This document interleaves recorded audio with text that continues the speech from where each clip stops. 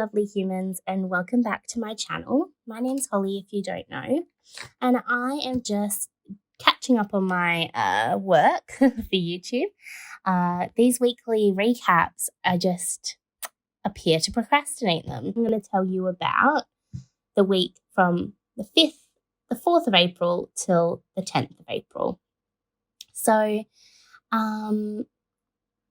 that week, let's have a look on my chart here.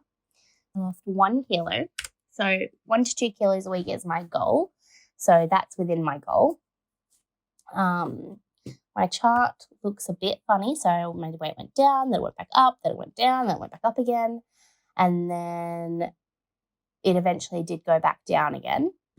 So I'm still currently, during this week, I was still currently on 1,850 or whatever the calories were. I ended up fixing up my workout schedule.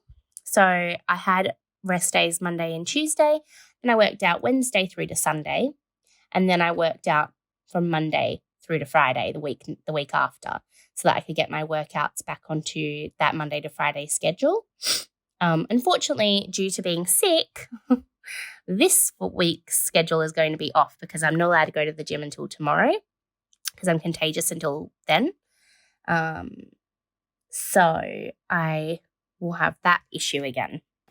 So let's talk about last week. So that week, so from the 5th to the 11th to the 10th. So you can see that I actually had a pretty big jump during that week, where I actually gained and went back up to 149.1. I made a whole video on this. So what actually happened was I did end up overeating on one of those days. So that would have been the 6th, which was the Tuesday. I ended up overeating that night. So I ate healthy, and then instead of having my dinner that was planned for that day, I ended up having pizza. It wasn't what I planned. It wasn't what I wanted to do. I just lost sight of my goals, and I let my emotions get the better of me, and I didn't have a plan in place for making sure that I didn't overeat, and that I didn't have a plan in place to make sure that I had something else to do instead of overeating if I was not feeling happy. So if you've seen that video, I'll link the video in the cards above so you can go and check that one out. I talk about what I did afterwards and what my future plans are to make sure that doesn't happen again. So far I have done pretty well with that, and yeah, hopefully that will assist me in the future. So obviously it's a lifestyle, it's not, a strict diet, but obviously overeating and eating a bunch of pizza is not going to help my goals, and it's not going to help me in setting this habit up. So I'd like, obviously eating pizza is something I'm eventually going to be doing again. That, of course. I would like to get into making this lifestyle something that is a must for every single day before I start allowing myself to have treats here and there that don't fit my macros. I really want to just get this set in stone first, not within my first 2 weeks I'm overeating already. I really want to get this just under my belt, like a few months under my belt before I start allowing myself to overeat. That doesn't mean I can't have pizza, but if I wanted pizza, I should have fit that into my macros, or I could have made a healthy pizza at home. There's lots of different options that I could have done instead of choosing to eat, nearly an entire pizza to myself and cheesy garlic scrolls and whatever else I ate. That's not in moderation, and that's not what my lifestyle change is about. So yes, I will have pizza in the future, but I don't want it to be something where I'm stuffing my face. I want it to be where I can have a few slices and maybe a slice of garlic bread or a cheesy garlic scroll, and then I'm happy and I can move on instead of feeling like I have to stuff my entire face and be sickly full, if that makes sense. I'm really trying to just change that relationship with food, and I want to have a few weeks or months under my belt of not having those treats, so that I'm in that habit of, most of the time I am eating healthy. And then after that, I can start introducing treats rarely, infrequently. I definitely want junk food to be a very rare occurrence. And when it does occur, I don't stuff my face. Things like chips and chocolate and things like that, I'm happy to fit those into my macros. Those don't usually cause any issues for me. So like today, for example, I had a caramel bar, chocolate bar, and I fit that easily into my macros, and that was not a problem at all. I haven't gone over my macros today. I can do that, and I also buy those big 20 packs of chips, so like Smith's chips. I have all the different flavors in. I will have probably about a bag or two of those every day. They're only 100 calories, and so I can pretty much have a little bit every single day, and that's not a problem. It's just the fast food that really does draw me back into a different habit that I used to be in, where fast food is all about binging out and stuffing my face, and I don't want it to be like that anymore. I want to have a much healthier relationship with all food, including fast foods and treat foods. So the treat foods I'm getting much better at. The fast food I'm still having issues with. So that's what I want to work on. And I want to eat the fast food when I'm not in a state of being upset or stressed out. So it's about just changing that habit and that relationship with food and those triggers. So that's what I'm trying to work on, and that's why I did what I did that night, and that's why I'm implementing that plan in the future, so that when I do have that urge to eat it, I de-stress myself first so that I'm not in that state anymore, and then I can make a rational decision about whether or not I want to have some. And hopefully once I'm not in that state, I will choose to have either not have it or have less of it. So that's my plan. Now, I got cleared back when I started filming this YouTube. I was cleared. I had an ankle injury previously, earlier in the year, and I was eventually cleared to be able to do my usual exercise. So I didn't have any break in my ankle anymore, no chip. It was all resolved. And during this week that we're doing the recap for, I wasn't doing any strengthening or anything like that to assist my ankle. I was just going about my normal exercises, but I was doing lower weight. So for legs, I was doing 60 kilo squats, and my leg press was still sitting at 60 kilos, and my single leg press was sitting at 30 kilos. I wasn't doing any off the ground deadlifts just yet. And on my second leg day, I wasn't squatting with weight. I was still squatting with my body weight. So hopefully while I am doing this weekly recap, you can see that my workout that I did that week. So yeah, nothing else remarkable really happened that week. Weigh-ins were all kind of coloured by that night that I had the fast food. And if you haven't seen Jordan Sayat, I say this pretty much every video because I'm literally love his videos and he has great information. I would definitely check out his video on weight fluctuations. I've definitely linked it in other videos, and I will link it below here as well again. I definitely fall under the Dumbledore's ladder version, pattern, where I do lose weight, and then after I've lost a fair amount of weight or I've gone down quite a bit, I will then spike up, and it is very frustrating, but I am getting used to it, and I definitely agree with him that staying away from the scale just because you it upsets you is I don't think that's actually a good thing. I think if it upsets you, you should face it. You should get used to that number because that is a really good tool to help you with weight loss.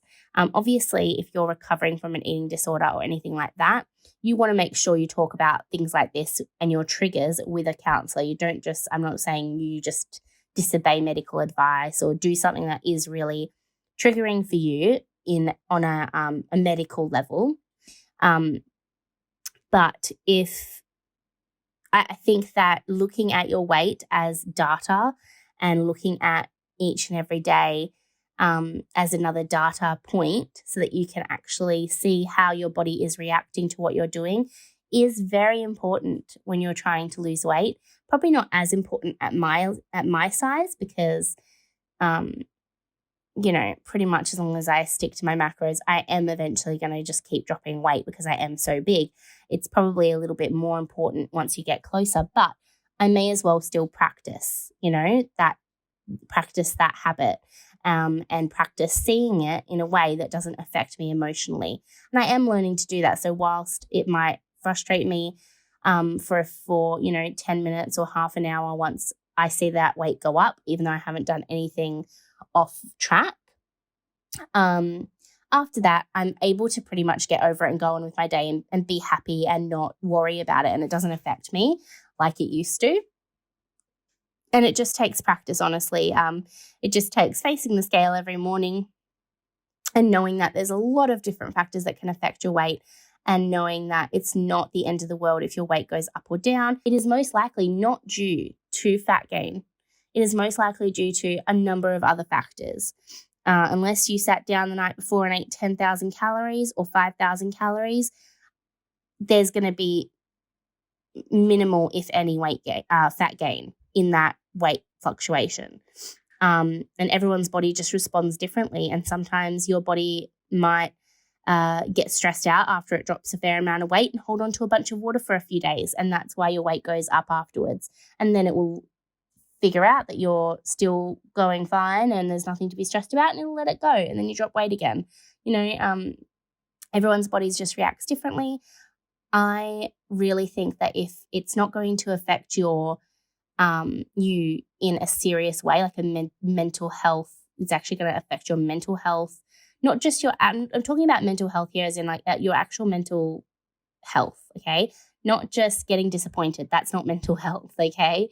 I'm talking about if it is actually going to send you into a spiral, into a depression, that's different. If it is a trigger for you for any kind of binge eating disorder, anorexia, anything like that, that is definitely something that you should stay away from and talk to your medical professional about that. But if you don't have any of those issues when it comes to the scale, if you can get on there and you just get pissed off or you get sad or you get frustrated or you want to eat all the food in the house because you gained weight, that's not necessarily a bad thing. You can face the scale and learn to respond differently to it.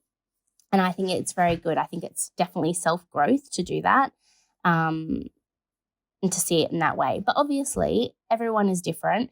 If you really hate looking at the scale and you stay on track better not looking at the scale, then okay. I just think that sometimes sometimes working out and just thinking that you're eating on track is enough to make you feel better about yourself, but it's not necessarily achieving your goals.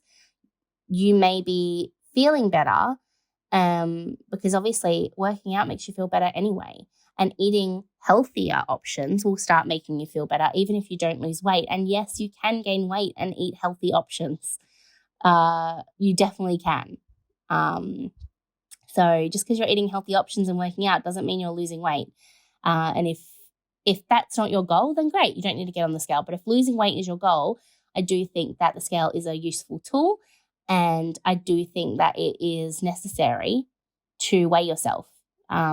I choose to weigh myself every day because it gives you a better idea of the trend that your weight is following. So, it gives you a better idea of what exactly is happening. So, because if you weigh yourself on Monday and then weigh yourself on Saturday, you could have lost 2 kilos in that week and then gained weight back because of water weight or salt or anything else, a number of different factors, and you would not have known. So you might get to Saturday and you've gained weight and you're thinking, okay, well, what I'm doing clearly isn't working, but it is, and it's just that there was a weight fluctuation during the week that you didn't see because you didn't weigh in on those days. So I just really think it's definitely an important tool to have and to use. And if it's not going to affect your actual mental health or trigger any serious eating conditions, then I think it is something that is good to overcome and to face and to use as a tool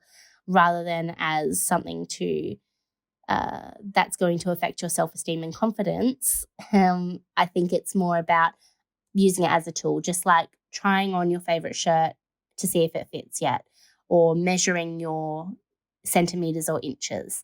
It's just another tool to help you to make sure that what you're doing is working, so that if it's not, you can make adjustments. Or you can identify maybe that something is wrong. I've been diagnosed with PCOS. I've been tested for thyroid issues as well. So if you're noticing that you are eating in a deficit and you are working out and you're not losing weight, and you're measuring every day and you're not losing weight, and after a few weeks you drop your calories down and you're still not losing weight, and you drop your calories down and things aren't working for you, you can take that data to your doctor. You can take that data to a nutritionist, and you can identify that there's an issue there. So it can also help you to identify potential symptoms of medical conditions as well. And it just gives you that data to be able to show what you've been doing as well. So anyway, that's just my little rant. But yeah, nothing else remarkable really happened that week. I will be trying to keep to a schedule from now on so that these aren't late in the future. So I'll try to work out what that's going to be, and then I will let you guys know, and I will be keeping to that, making a commitment to that. So hopefully that's something that you guys will appreciate. I am a little bit sick at the moment, so just bear with me for this week. But hopefully by next week I'll have a schedule put in place and I'll be able to commit to that for you guys, and you will know exactly when I'm going to be uploading videos. So yeah, anyway, I hope you're enjoying my channel, and please don't forget to subscribe if you really want to stick around and be part of the family. And don't forget to like this video if you enjoyed it, and have a great week. Bye everyone.